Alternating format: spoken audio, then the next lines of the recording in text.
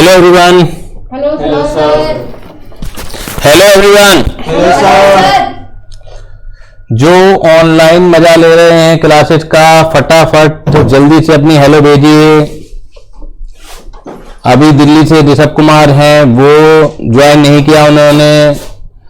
ऋषभ दिल्ली से जल्दी से अपनी हेलो भेजिए, पता लग जाए मुझे कि आपने ज्वाइन कर लिया है। सुयश का आया है गुड आफ्टरनून।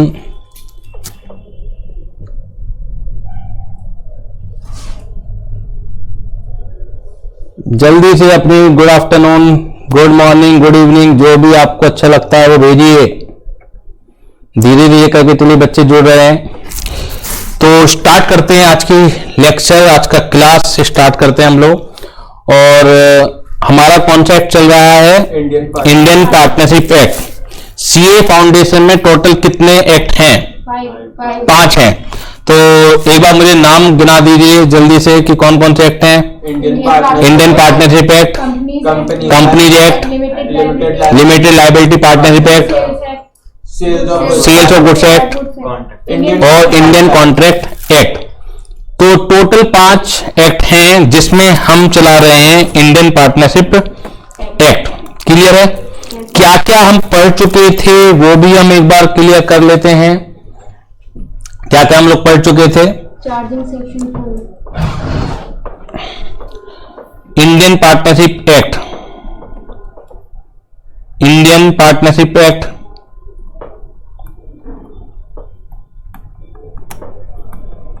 एक्ट हमारा चल रहा है।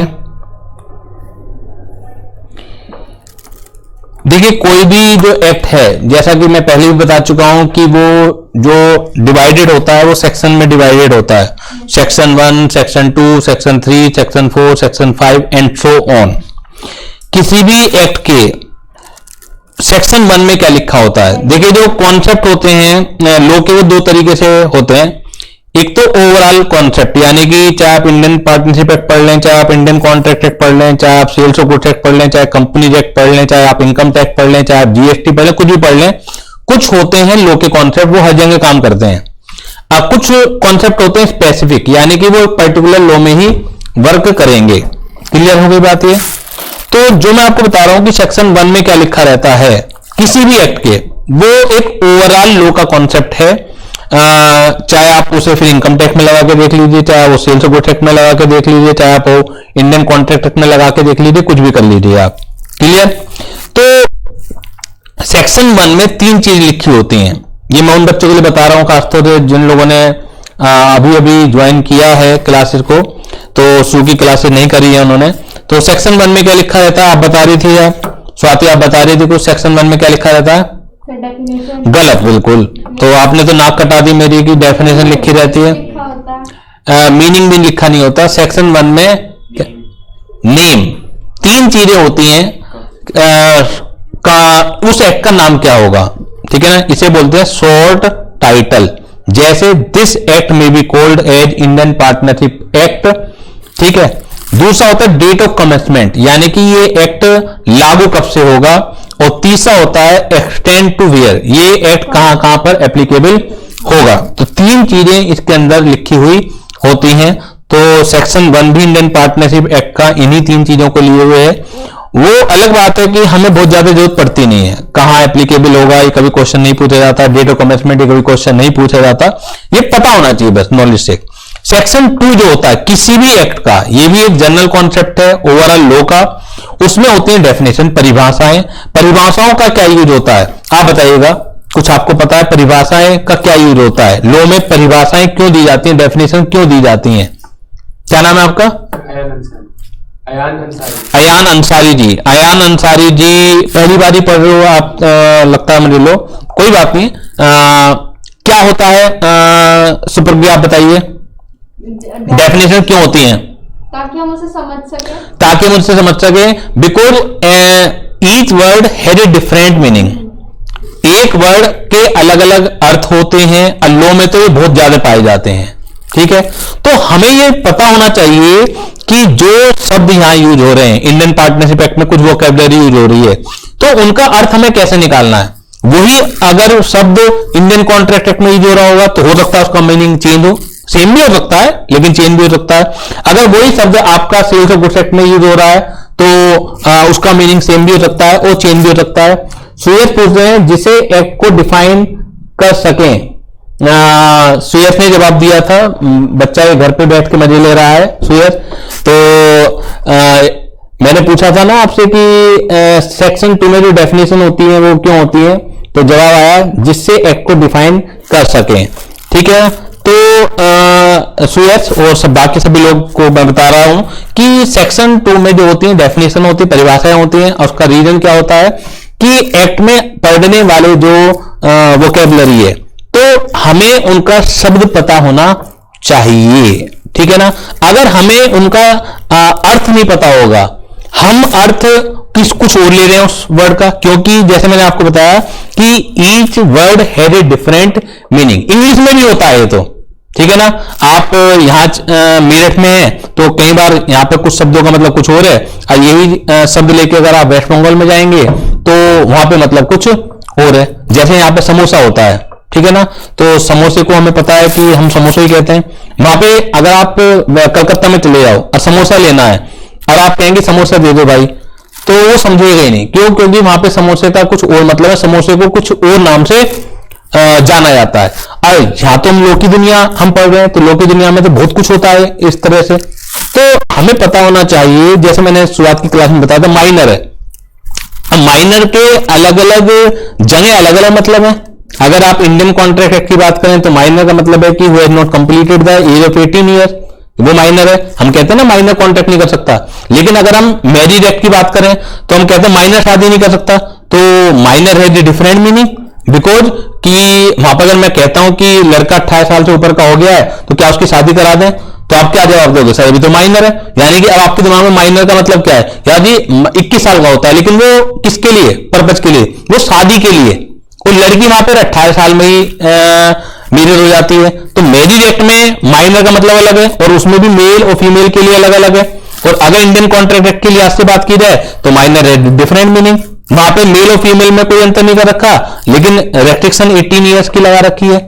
इसी तरह से अगर हम फैक्ट्री एक्ट की बात करें, ठीक है ना, श्रमिक कानूनों की बात करें, तो आपने कभी सुना होगा कि बाल मजदूरी अपराध है, लेकिन ऐसा नहीं कि बाल मजदूरी हर जगह अपराध है। चाय की दुकान पे आप रख लेना, बालक के काम करते हैं तो बर्तन धोते हैं। फैक्ट्री एक्ट में है ये चीज, जहां पर रिस्की एनवायरमेंट रहता है फैक्ट्री के अंदर, तो वहां बालक का मतलब कुछ और है। वहां पर ऐसा नहीं है कि 18 साल के बाद ही आदमी काम करेगा, वहां उम्र 16 साल, कुछ चीजों में 14 साल भी कर रखी है। तो अब एक वर्ड समझाया भी तो मैंने माइनर, अभी तो बाकी मैंने समझाया भी नहीं है। तो आपने देखा ना कि अलग अलग पर्पज के लिए अलग अलग है। तो जब हम फैक्ट्री एक्ट पढ़ेंगे तो माइनर का मतलब कुछ और है, अगर हम मैरिज एक्ट पढ़ेंगे तो माइनर का मतलब कुछ और है, अगर हम इंडियन कॉन्ट्रैक्ट एक्ट पढ़ेंगे तो माइनर का मतलब कुछ और है। तो समझ मतलब मैंने समझा दिया आपको कि सेक्शन 2 की क्यों जरूरत पड़ती है। तो जवाब भेज दीजिए सर, आपको समझ में आ गया या नहीं आ गया कि सेक्शन 2 में जो डेफिनेशन होती है क्यों जरूरी है। जल्दी से जवाब भेजिए आप कि आपके समझ में आ गया है या नहीं आया है, या मुझे और एक्सप्लेनेशन अभी देनी है। यस सर, बिल्कुल थंब इंप्रेशन बना दिया है, गुड। अब जो हमने लास्ट क्लास में किया था सेक्शन 4, वो था हमारा इंडियन पार्टनरशिप एक्ट का चार्जिंग सेक्शन। मालूम ही आपको इंडियन पार्टनरशिप एक्ट का क्या था, वो चार्जिंग सेक्शन। सेक्शन 4, सेक्शन 3 में ऐसा कुछ बात नहीं लिखी हुई है। सेक्शन 2 की भी इंडियन पार्टनरशिप एक्ट में बहुत कम जरूरत पड़ेगी, अभी मैं बता दूंगा आपको। जहां जरूरत पड़ेगी वो मैं सेक्शन 2 कराऊंगा। ऐसा नहीं कि सारे एक्ट में जरूरत पड़ती है परिभाषाओं की, लेकिन मैंने नॉलेज से बता दिया आपको कि कुछ परिभाषाएं होती हैं सेक्शन 2 के अंदर हर एक एक्ट में, जो उस एक्ट को डिफाइन करती है। यहां पर सेक्शन 4 था, सेक्शन 4 था चार्जिंग सेक्शन था। चार्जिंग सेक्शन में क्या लिखा हुआ था यहां पर, जल्दी से बताइए मुझे। चार्जिंग सेक्शन क्या होता है? बेसिकली कंडीशन लिखी हुई होती हैं। क्या होती हैं इसमें? कंडीशन होती हैं,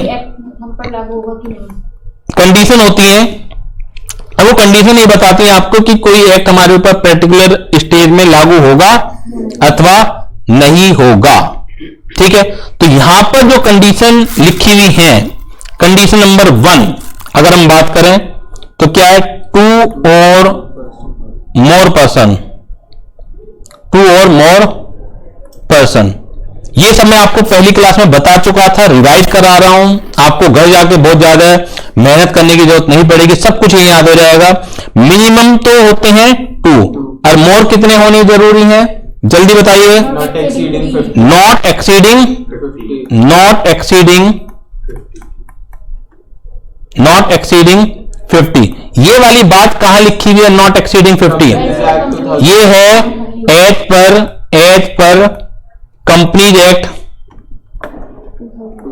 कंपनीज एक्ट 2013, ये लिखी हुई है आपकी कंपनीज एक्ट 2013 में। हमें ये पता होना चाहिए कि इसका रियल ओरिजिन कहां है। ऐसा नहीं है कि हम पार्टनरशिप एक्ट में पढ़ रहे हैं कि 50 से ज्यादा नहीं हो सकते और आपसे कोई पूछने लगे अच्छा ये वाली बात लिखी हुई कहां है, तो पता तो होना चाहिए कहां लिखी हुई है। ये लिखी हुई हमारे एक्ट पर कंपनीज एक्ट में, पार्टनरशिप एक्ट में नहीं लिखी हुई।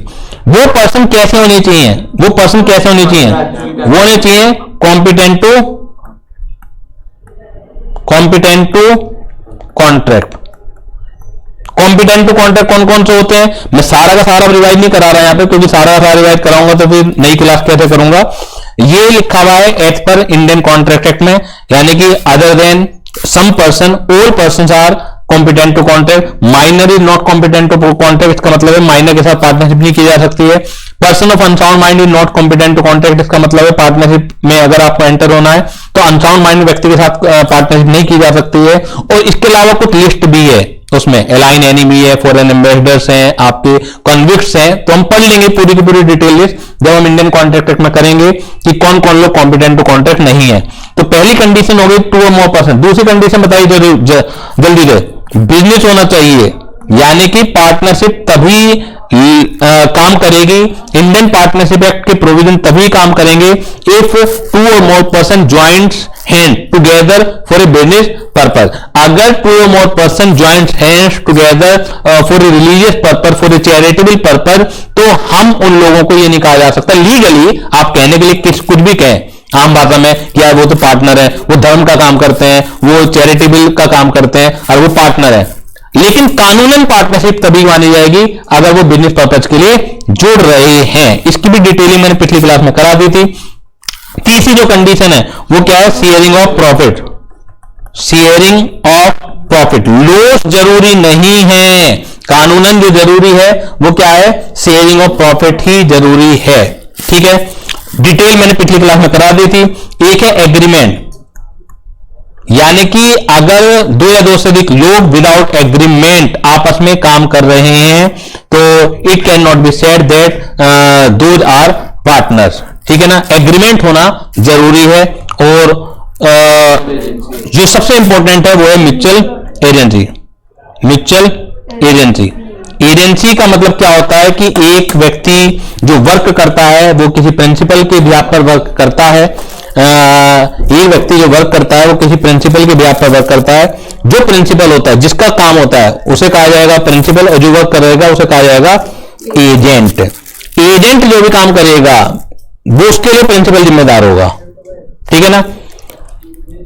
म्यूचुअल एजेंसी का मतलब क्या है, दोनों तरफा, बोथ साइडेड एजेंसी का कॉन्सेप्ट लगना। इट मीन्स अगर 2 पार्टनर है राम और श्याम, तो राम प्रिंसिपल भी है, प्रिंसिपल इस सेंस में कि जो श्याम काम करेगा उसके लिए राम मुकर नहीं सकता, राम को रेस्पॉन्सिबिलिटी लेनी पड़ेगी।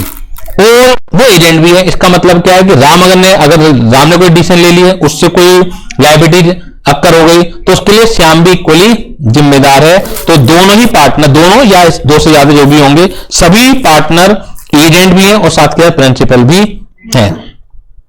क्लियर है। तुमने तो ऐसी स्टेज बना ली कि बिल्कुल भगने के लिए तैयार हो स्वाति। ऐसे फिर वो चलिए कोई बात नहीं।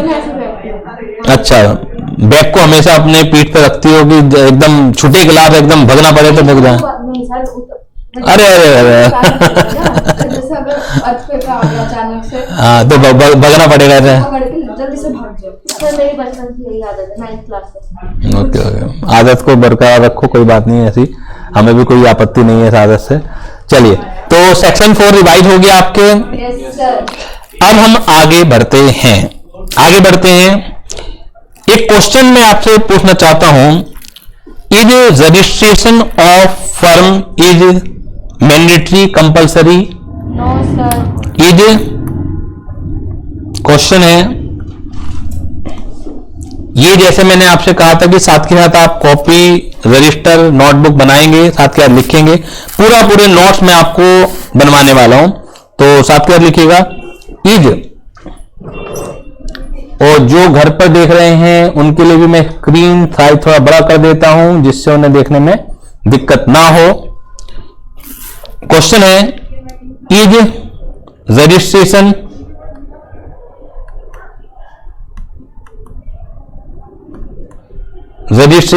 Of firm, is registration of firm compulsory?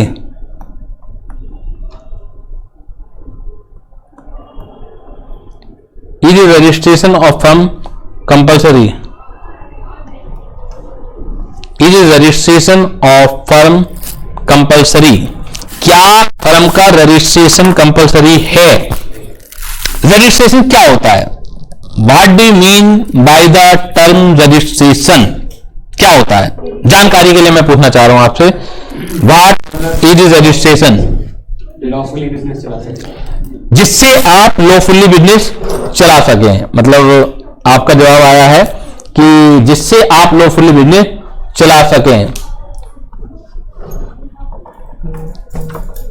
आप भी जवाब दे दिए घर से, रजिस्ट्रेशन क्या होता है, क्या लगता है आपको? जो सामने बच्चे बैठे हैं उन्होंने कहा कि जिससे हम लॉफुली बिजनेस चला सकें, यानी कि अगर रजिस्ट्रेशन नहीं होगा तो हम लॉफुली बिजनेस नहीं चला पाएंगे। क्या चला सकते हैं, बट हम तो इसका मतलब वगैरह नहीं कर सकते, क्या नहीं कर सकते? केस वगैरह नहीं कर सकते। वो तो एक इफेक्ट वाली बात हुई कि इफेक्ट ऑफ नॉन रजिस्ट्रेशन क्या है। मैंने किससे वही पूछा है कि रजिस्ट्रेशन को आप किस तरह देखते हैं। देखिए, रजिस्ट्रेशन कुछ नहीं है, हर एक सरकार ने हर एक डिपार्टमेंट के लिए एक एजेंसी बनाई हुई है, जहां पर आपकी डिटेल जब जाती है तो उस प्रोसेस को रजिस्ट्रेशन कहते हैं। कुछ जगह जरूरी होता है रजिस्ट्रेशन, कुछ जगह जरूरी नहीं होता। आप सीए फाउंडेशन कर रहे हैं तो आपने आईसीएआई के पास अपनी डिटेल भेजी, फीस जमा करी, सीए करने के लिए रजिस्ट्रेशन जरूरी है या नहीं है, बताइए मुझे। Yes sir. क्या बिना रजिस्ट्रेशन के कोई बच्चा सीए कर सकता है? No sir. तो यानी कि वहां जरूरी है। अगर आपको सीए करना है तो सीए में रजिस्ट्रेशन जरूरी है, अगर आपको सीएस करना है तो सीएस में रजिस्ट्रेशन जरूरी है, अगर सीए में करना है तो सीए में अथॉरिटी के बाद रजिस्ट्रेशन जरूरी है। हर चीज के लिए एक अथॉरिटी है। तो जब वो आपके कुछ डॉक्यूमेंट आपके मंगाती है, आपके कुछ प्रूफ मंगाती है, तो उस प्रोसेस को कहा जाता है रजिस्ट्रेशन। तो ऐसे ही फर्म का रजिस्ट्रेशन भी कहां होता है? रजिस्ट्रार ऑफ फर्म के पास। कंपनी का रजिस्ट्रेशन कहां होता है? रजिस्ट्रार ऑफ कंपनी के पास। ठीक है ना। अब वो अलग बात है कि फर्म का रजिस्ट्रेशन कंपलसरी है या नहीं है। तो फर्म का रजिस्ट्रेशन कंपलसरी नहीं है, यानी कि कानूनन कोई रिक्वायरमेंट नहीं है कि आप रजिस्ट्रेशन करें। तो लिखेगा answer, registration of firm is not compulsory.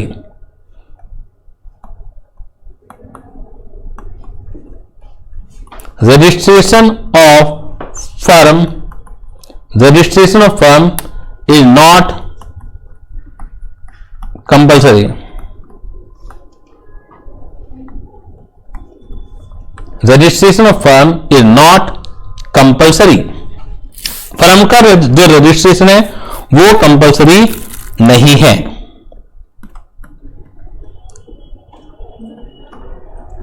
Firm का रजिस्ट्रेशन जो है वो कंपलसरी नहीं है। क्लियर है। अब कंपलसरी नहीं है वो चलो अलग बात है। जब चीज कंपलसरी नहीं होती है तो इंडिया में आदमी जो चीज जरूरी है वही नहीं कराता। और जो चीज कंपलसरी नहीं है तो वो तो क्यों कराएगा? उससे कुछ फायदे होते होंगे। जो देखेंगे हम कि क्या फायदे हैं, और अगर आप नहीं कराओगे तो क्या नुकसान हो सकते हैं। या तो आदमी कुछ फायदे के लिए कराता है या कुछ नुकसान से बचने के लिए कराता है, ये बात होती है ना। अदरवाइज जो चीज कंपलसरी नहीं है वो हम लोग कभी नहीं करते। हम मेरठ में अगर टू व्हीलर पर जा रहे हैं तो हेलमेट नहीं लगाएंगे, सीट बेल्ट नहीं पहनेंगे, लेकिन फोर व्हीलर मतलब समझिए ना बात को मैं क्या कहना चाह रहा हूं, यही टांग खींचने में मत लगिए। और दिल्ली में अगर हम ही लोग हैं तो वहां पे फोर व्हीलर में हम लोग सीट बेल्ट भी लगाएंगे, पता है चालान कट जाएगा एकदम। टू व्हीलर पर हम हेलमेट भी लगाएंगे। वास्तव में जो हेलमेट लगना चाहिए वो क्यों लगना चाहिए? जीवन अपना बचाना है, आपको चोट लगने से बचाना है, और हम लोग हेलमेट पे पहनते हैं फाइन बचाना है। तो यानी कि जहां में फाइन का डर रहता है वहां हम पहन लेते हैं, जहां फाइन का डर नहीं रहता तो वहां हम नहीं पहनते, बाल ना बिगड़ जाएं। क्योंकि हेलमेट पहन के फिर जब कहीं निकलते हैं तो चंपू से लगेंगे, जब उतारेंगे तो बिल्कुल बाल बिल्कुल ऐसे हो जाते हैं ना, तो उस चीज का डर रहता है। अब हम बात कर रहे हैं कि जैसे फॉर्म का रजिस्ट्रेशन जरूरी नहीं है तो आदमी क्यों कराएगा?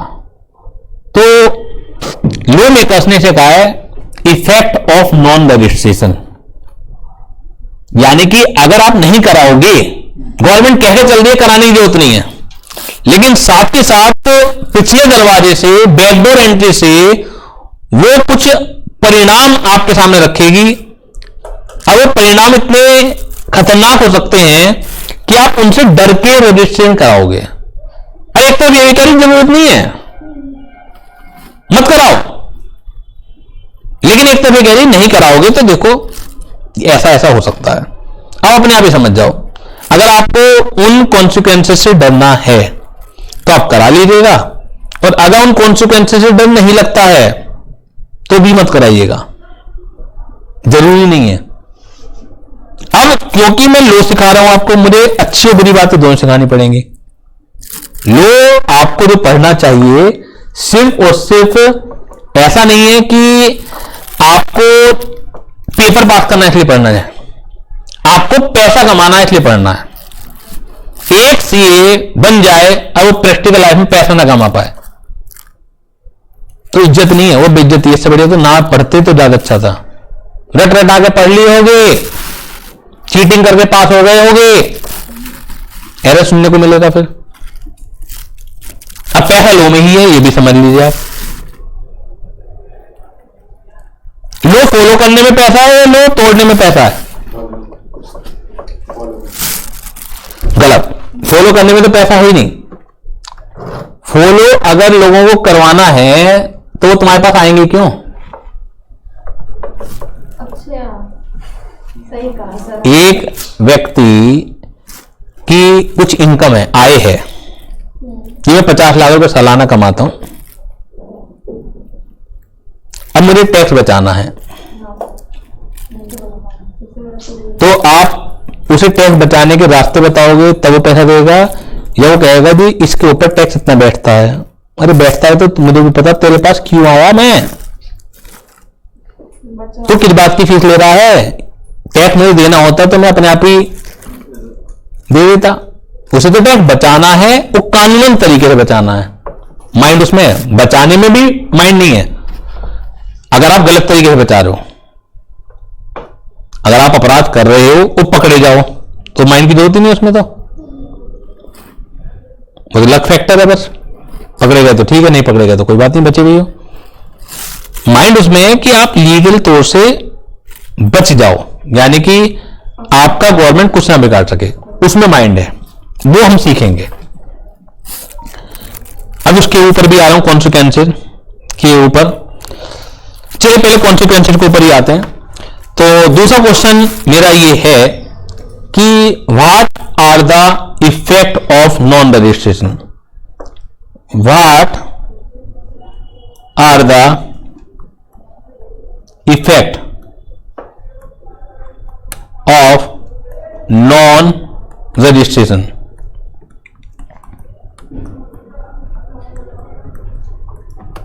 What are the effect of non registration? What are the effect of non registration?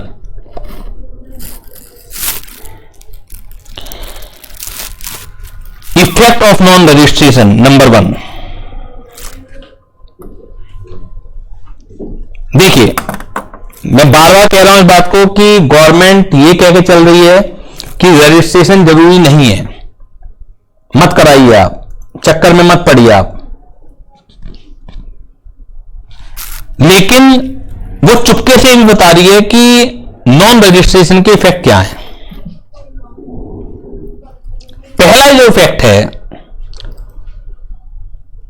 कोई पार्टनर दूसरे पार्टनर के ऊपर मुकदमा नहीं कर पाएगा अपने राइट्स की रक्षा के लिए, जो राइट्स उसे कॉन्ट्रैक्ट करने की वजह से प्राप्त हुए हैं। ध्यान दीजिएगा, एक एक वर्ड कीवर्ड है, अभी इसी में काफी टाइम लगा दूंगा मैं। No partner can sue on other partners. कोई पार्टनर दूसरे पार्टनर पर मुकदमा नहीं कर सकता। किस चीज के लिए मुकदमा नहीं कर सकता? अपने राइट की सुरक्षा के लिए। कौन से राइट्स? जो उसे कॉन्ट्रैक्ट करने की वजह से प्राप्त हुए हैं। देखिएगा, no partner can sue, no partner can sue on other partner.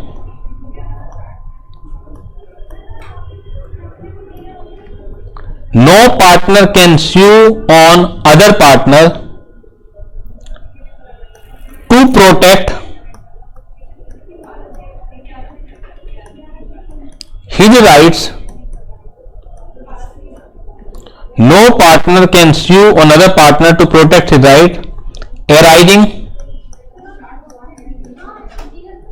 out of contract. No partner can sue on other partners to protect his right arising out of contract. बहुत ध्यान से समझिएगा, arising out of contract, right, sue, cannot sue. देखिए, हम जो हैं तीन partner है, मानिए तीन पार्टनर कौन कौन थे जी?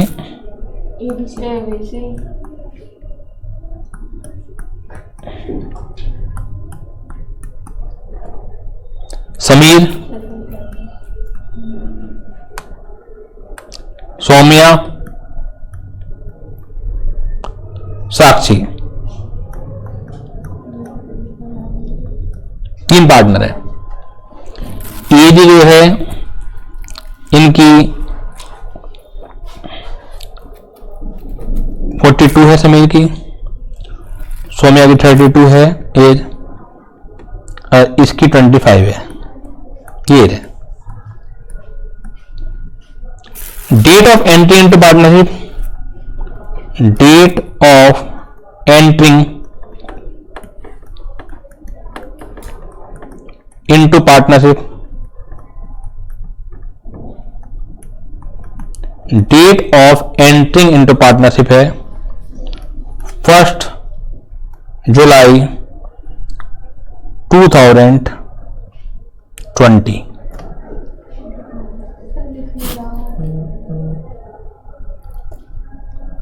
ये थोड़ा सा स्क्रीन से बाहर हो रहा है, इसी कह रहे हो ना, कोई बात नहीं, मैं पहले इधर लिख लूंगा।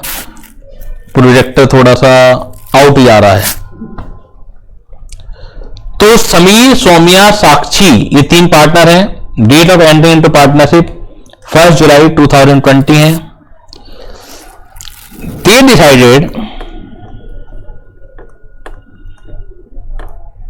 दे डिसाइडेड, उनके आपस में पार्टनरशिप एग्रीमेंट हुआ होगा।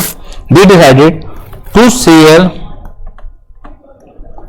Profit and losses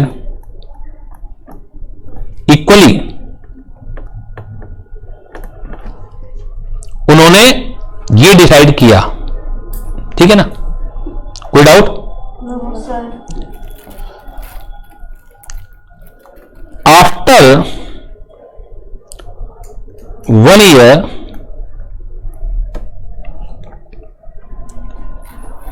profit of firm is 10 lakhs। 10 lakh का प्रॉफिट है, तो कितना कितना मिलना चाहिए? 3 लाख 33,000 सभी लोगों को मिलना चाहिए। लेकिन सौम्य और साक्षी आपस में मिल गए और उन्होंने समझ हम आपको प्रॉफिट नहीं देंगे। अब 3 जने में 2 मिल गए, तो तीसरा बेचारा क्या करेगा? बात समझ में आ रही है? Yes sir. कुछ आयो दिमाग में? Yes sir. तो मैं भी आ गए। सुयश जी, मैं क्या कह रहा हूं? After 1 year profit of the firm is 10 lakhs। Saumya और साक्षी आपस में मिल गए और उन्होंने डिसाइड किया समीर को हम प्रॉफिट नहीं देते। अब समीर बेचारा क्या करे? क्या ऑप्शन है उसके पास? क्या ऑप्शन है उसके पास? अगर आपके साथ कोई इनजस्टिस हो रहा है तो क्या ऑप्शन होता है? कोर्ट ऑफ लॉ में जाए मुकदमा करने के लिए। तो जब कोर्ट ऑफ लॉ में जाएगा तो जज ये पूछेगा कि क्या आपकी फर्म का रजिस्ट्रेशन था। अगर आपकी फर्म का रजिस्ट्रेशन था तो मुकदमा हो जाएगा, और अगर आपकी फर्म का रजिस्ट्रेशन नहीं था तो मुकदमा नहीं होगा। पहला डिसएडवांटेज ये है। आप ये बताइए कि क्या फर्म का रजिस्ट्रेशन करा लेना चाहिए वो डिसएडवांटेज करके? सभी लोग जवाब दीजिए। Yes sir. सुयश जी आप भी बताइए, क्या फर्म का रजिस्ट्रेशन कराना चाहिए डिसएडवांटेज से डर के? पहला जो डिसएडवांटेज है, मेरे सामने जो बच्चे बैठे उन्होंने सबने कहा यस सर कर लेना चाहिए। यस या नो में जवाब दीजिए कि क्या इस डिसएडवांटेज से डर के रजिस्ट्रेशन करा लेना चाहिए। तो तुम्हारा भी जवाब यस है। अब आप मेरे पूछोगे मेरा जवाब क्या है? मैं बता नहीं सकता अभी। ये तो ये यस या नो का चक्कर है, तो रेक्टिफिकेशन का चक्कर है। मैंने अभी आपको क्या कहा कि लो आप पढ़ें, पेपर ही पास करें, लेकिन जो राय है वो डिपेंड अपॉन द सर्कमस्टांसेस। तभी तो माइंड है। एक जैसी राय सबको दे दोगे तो रेक्टिफिकेशन है। अगर आप बदमाश आदमी हैं, आपको पता है, देखिए 2 तरीके से आप अपने फेवर में चीज ले सकते हो, या तो बदमाशी करके या कोर्ट की सहायता से। अगर आप हैं बदमाश और आप किसी के साथ पार्टनरशिप में करना चाहते हैं, आपको पता है कि बाकी लोगों को तो मैं दबा दूंगा, अब बताइए कि रजिस्ट्रेशन करा लेना चाहिए नहीं करा लेना चाहिए? नहीं कराना चाहिए। अगर आप हैं बदमाश, मतलब अगर मैं आपका वकील हूं, अगर मैं आपका कंसल्टेंट हूं, भाई तेरे डर क्या है? रजिस्टर मत करा। क्यों? क्योंकि अगर तू कल को कुछ गड़बड़ करेगा तो ताकत उनके पास है नहीं, कोर्ट में वो जा नहीं सकते, ताकत तो तेरे पास है। और अगर आप हैं कमजोर, अकेली बदमाश के साथ मिलकर पार्टनरशिप करना चाह रहे हैं और आप मेरे पास आए कि रजिस्ट्रेशन करा लेना चाहिए, नहीं, बिल्कुल करा लेना चाहिए। कल को अगर कोई दिक्कत आती है, ताकत तेरे पास है नहीं, कोर्ट में तू जा नहीं पाएगा अगर रजिस्ट्रेशन नहीं हुआ। तो राय ऐसे दी जाती है, ऐसा नहीं है कि हमेशा ही करा लेना चाहिए, हमेशा ही नहीं कराना चाहिए। इतना आसान थोड़ी है लो पैसा कमाना, इसमें डट के पास होना तो अलग चीज हो गई, लेकिन इसके इंपैक्ट भी सोचें आप साथ के साथ कि इंपैक्ट क्या है और किसके लिए कौन सी राय काम की है। यहां तो ठीक है हम रट लेंगे, लिखे आएंगे वहां पे कि no partner can sue another partner to protect his right arising out of contract. लेकिन एक होता है राय, कल को आपको कंसल्टेंसी करनी है तो कंसल्टेंसी में आपको अपने मुवक्किल का सोचना है, क्लाइंट का सोचना है, चाहे वो खराब है चाहे अच्छा है।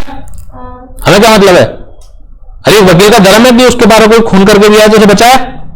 ये थोड़ी है खून कर गया नहीं जी मैं पाप नहीं करूंगा तो यहां से निकल जा रहा है, ऐसा कर दे वैसा कर दे। प्रोफेशनल ड्यूटी है बचाओ उसे, उसकी खराब बातों को छुपाओ आप। It is the professional duty. हमें सरकार सीएसए बना रही है, हमारी प्रोफेशनल ड्यूटी है कि हम लोगों को सलाह दे दे के गवर्नमेंट को चूना लगाएं। हम बने इसलिए, क्यों ना लगाएं भाई, पैसा तो हमें तभी मिलेगा ना, लेकिन लीगल तरीके से। इलीगल तरीके से नहीं कि पकड़े जाओ, तुम भी पकड़े जाओ और फिर आपका क्लाइंट भी पकड़ा जाए। सबूत ना छोड़ें आप। समझ आ गई बात आपकी? अब मैंने जो ये बात लिखी है अराइजिंग आउट ऑफ कंट्री, ये भी बहुत इंपॉर्टेंट बात है। इसे पहले पूरा कर लेता हूं। आता बनी है profit of the firm is 10 lakh. तो या तो मैं समझा दिया, स्टोरी को तो पूरा लिखवाने में टाइम लगेगा। Now Saumya and Sakshi deny to say the profit to Sameer.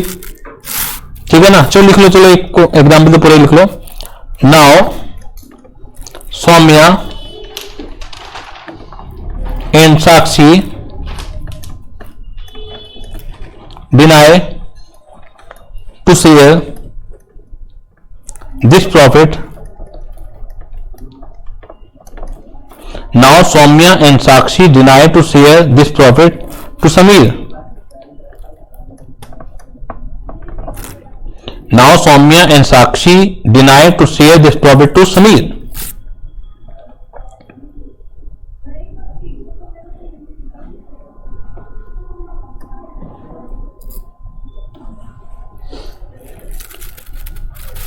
अब ये है whether Sameer can sue to recover his share of profit.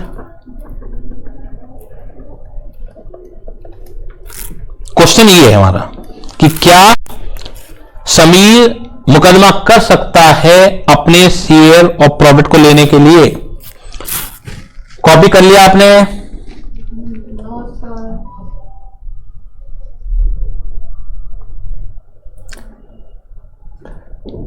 Delhi से देशव कुमार भी जुड़ गए हैं। देशव कुमार काफी देर में जुड़े हो या अभी?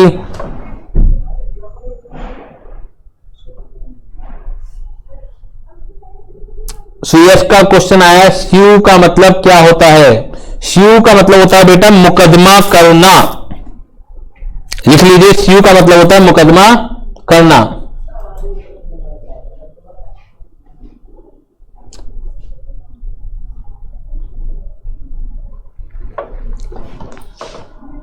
स्यू का मतलब होता है मुकदमा करना।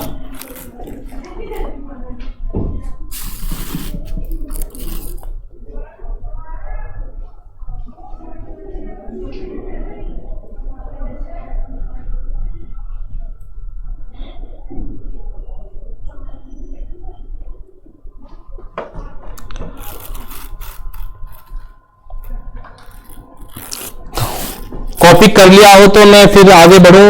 Yes sir. कर लिया कॉपी सभी लोगों ने?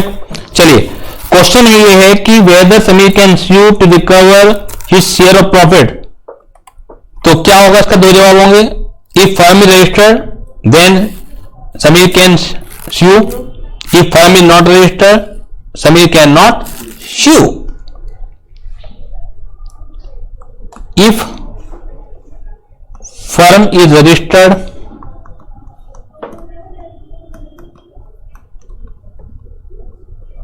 if firm is registered Sameer can sue.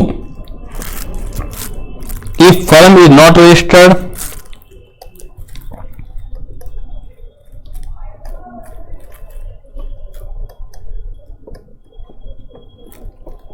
if firm is not registered Sameer can not sue.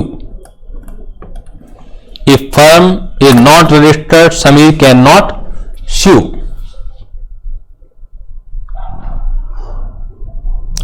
Is it clear to all of you? Yes, sir. कोई डाउट हो बता दीजिए मुझे इसमें। अब मैं एक चीज बता रहा था क्योंकि एक एक पॉइंट को मैं समझा रहा हूं। क्वेश्चन था हमारा what are the effect of non registration, जिसमें से पहला इफेक्ट था no partner can sue on other partner to protect his right arising out of contract. It is very very important line, arising out of contract. यानी कि ये जो disadvantage है कि एक पार्टनर दूसरे पार्टनर पर या फर्म पर मुकदमा नहीं कर सकता अपने अधिकारों को सुरक्षा देने के लिए, लेकिन कौन से अधिकार? जो अधिकार उसके पास आए हैं कॉन्ट्रैक्ट को करने की वजह से।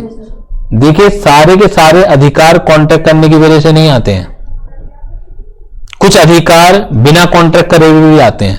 अभी आपने कॉन्ट्रैक्ट एक्ट नहीं पढ़ा है, लेकिन फिर भी मोटा मोटा मैं बता दूं आपको कि कॉन्ट्रैक्ट में क्या होता है। जैसे आप और हम, मैं पढ़ा रहा हूं आप पढ़ रहे हो, तो इसमें दोनों तरफा कंसेंट होती है। आपने कहा कि हम पढ़ना चाहते हैं, किसी वैसे मेरा बैच बनाने का मन नहीं है, तो क्या जबरदस्ती कर सकते हैं? सर आपकी ड्यूटी बनती है, हम आपको पैसा दे रहे हैं तो पढ़ाओगे कैसे? नहीं, अरे मेरा नहीं है मन, नहीं पढ़ाता मैं ये वाला बैच, जब मन होगा 6 महीने बाद पढ़ा लूंगा। समझ आ रही है बात? यानी कि आपने कुछ प्रस्ताव रखा, मैं उसे स्वीकार करूंगा, मैंने कुछ प्रस्ताव रखा, ऑफर रखा, आप मुझे एक्सेप्टेंस देंगे, तो बोथ साइड कंसेंट जरूरी है नहीं है? उस कॉन्ट्रैक्ट की वजह से आपके कुछ अधिकार है, मेरे कुछ अधिकार है। मेरे अधिकार है फीस रिकवर करना, मेरे अधिकार है कि आप जब पढ़ें तो डिसिप्लिन में रहेंगे, ऐसा नहीं कि हुड़दंग मचाएंगे। आपके अधिकार है कि आप हम समय पर कोर्स पूरा कराएंगे, सही तरीके से बैच को कंप्लीट करेंगे।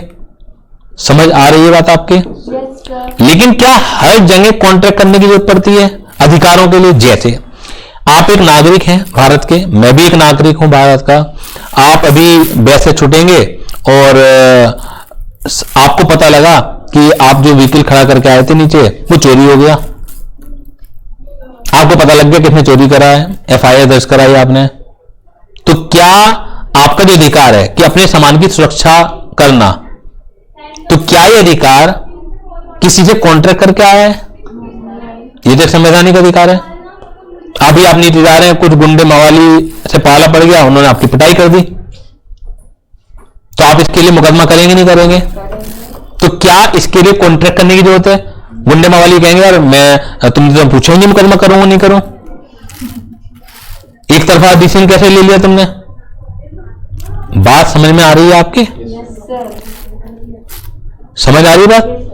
अब सपोज कीजिए कि समीर, सौम्या और साक्षी में लड़ाई हो गई, मारपिटाई हो गई, दोनों ने मिलके मर्डर कर दिया सर? मर्डर नहीं करा, मैंने घायल कर दिया समीर को। ओह, घायल तो वैसे ही बेचारा हुआ होगा, सौम्या और साक्षी का कॉम्बिनेशन में समीर अकेला पड़ गया तो घायल तो वैसे ही होगा, लेकिन फिजिकल घायल कर दिया, ये मानिए आप। तो क्या इस बात का मुकदमा सौम्या साक्षी पर हो सकता है अगर अगर अगर फर्म रजिस्टर्ड नहीं है? तो सर हो सकता है। सर इस चीज का तो हो सकता है। क्यों हो सकता है? अगर आप आंसर लिखोगे, ह्यूमन राइट्स। Human right. आप ये लिखोगे कि इफेक्ट में उन राइट्स को यूज नहीं कर सकते जो अराइजिंग आउट ऑफ कॉन्ट्रैक्ट है, बिकॉज ये वाला right not arising out of contract है, तो ये वाला मुकदमा किया जा सकता है। आपको जब आंसर, कोई थ्योरेटिकल पेपर है, हाँ या ना से जवाब से काम नहीं चलेगा, आपको एक प्रॉपर लॉजिक से अपने आंसर को सजाना पड़ेगा। तो आप सजाते वक्त एग्जैक्टली रीजन लिखेंगे। Yes, sir. जब आप लिखेंगे मुकदमा हो सकता है, क्यों हो सकता है? क्यों? बावजूद इसकी रजिस्ट्रेशन नहीं है, क्योंकि रजिस्ट्रेशन ना होने का जो प्रभाव है वो उन मुकदमों में पड़ता है, उन राइट्स पे पड़ता है जो अराइजिंग आउट ऑफ कॉन्ट्रैक्ट आते हैं। Because this right is not arising out of contract, ये एक संवैधानिक अधिकार है, तो दिस यू कैन बी किया जा सकता है।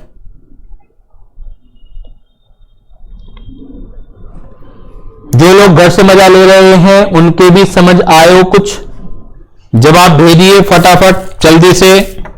जवाब का इंतजार कर रहा हूं मैं कि ये अंतर समझ में आया सभी बच्चों के। नालायकों जल्दी से भेजिए। आने लगा है जवाब, आ गया सर।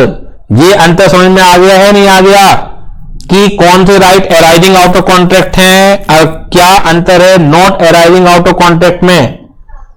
गुड। अरे ऋषभ भाई, दिल्ली के बच्चे इतने ढीले होते हैं क्या? तुम तो जवाब भेज ही नहीं रहे। दिल्ली के बच्चे तो बहुत तेज होते हैं। अब तुम दिल्ली में बैठ के भी धीरे धीरे कभी जवाब भेजते हो, कभी नहीं भेजते हो। I am waiting for your answer Rishabh. कहां सो गए?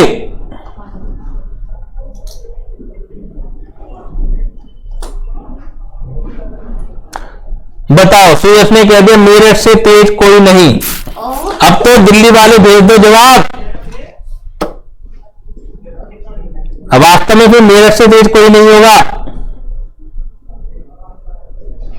सो गया है लगता है तो।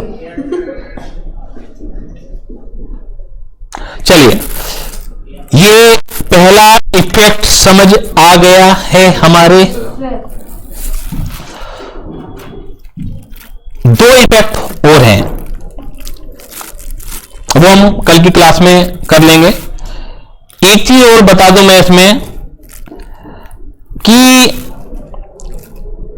टाइम ऑफ रजिस्ट्रेशन क्या होगा। अगर आपसे पूछा जाए what is the time of registration of firm, किस समय हमें करा लेना चाहिए? Any time. एक्चुअली कोई चीज अगर कंपलसरी है तो उसका टाइम होगा। जो भी कंपलसरी है ही नहीं, फर्म को बनाने से पहले रजिस्ट्रेशन करा लो या फर्म को बनाने के बाद करा लो, क्या फर्क पड़ता है? कंपलसरी नहीं है ना। अगर कंपलसरी होती तो मैं टाइम बताता। ये जो चीज कंपलसरी है नहीं, अगर आपसे पूछा जाए कि कब करा सकते हो, एट एनी टाइम, यानी कि before entry into the partner, firm अभी बनी उससे पहले रजिस्ट्रेशन करा के चलो, बिफोर स्टार्टिंग ए बिजनेस उससे पहले करा के चलो, या आफ्टर स्टार्टिंग ए बिजनेस कभी भी करा लो। क्लियर हो गई ये बात? ये कोई डाउट हो बता दीजिए यहां तक। दो इफेक्ट और हैं, इन्हें हम कल की क्लास में पूरा करेंगे। आज हम अपनी क्लास को यहीं तक रखते हैं। अब हर क्लास में मैं पूरा रिवीजन तो नहीं कराऊंगा।